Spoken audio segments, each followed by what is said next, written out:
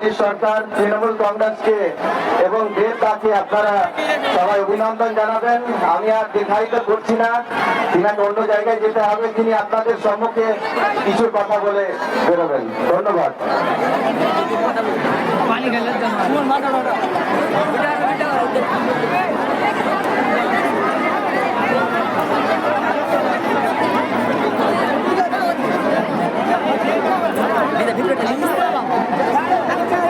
Bodyguard देखो आगे है आगे चल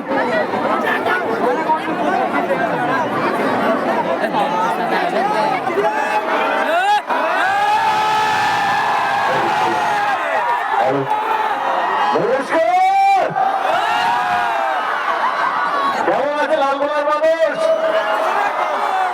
ভালো আছেন? আগে তুই পৃথিবী টুটার কাজ 23 তারিখে নির্বাচন আমাদের এখানে, তাই তো? আমি আপনাদের গ্রামে, আপনাদের পাড়ায়, আপনাদের বিধানসভায় আমার ভাই আব্দুলের জন্য আপনাদের কাছে আশীর্বাদ, আপনার দোয়া চাইতে এসেছি। আপনারা করবেন তো? সঙ্গে আছেন তো? আমি গত 20-25 দিন ধরে বাংলা জুড়ে ঘুরে গেছে, আপনারা সবাই দেখতেও পাচ্ছেন হয়তো সোশ্যাল মিডিয়াতে। এইটুকু বলতে পারি যে বাংলার মানুষ সে মমতা ব্যানার্জির সঙ্গে ছিল, আছে এবং থাকবে।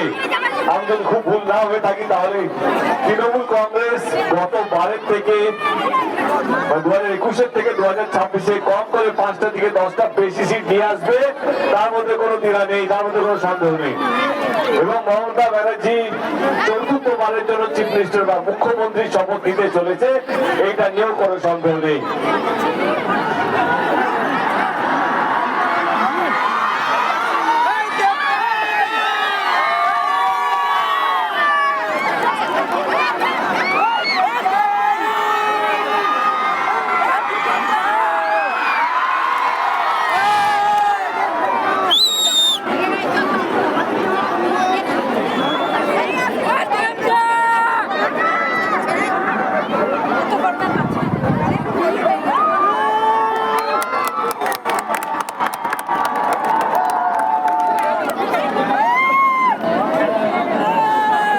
যেরকম ভাবে বললেন পরে আমাকে মালদা ছুটতে হবে, মালদায় আবার প্রচার আছে। আমি এটুকু বলতে চাই যে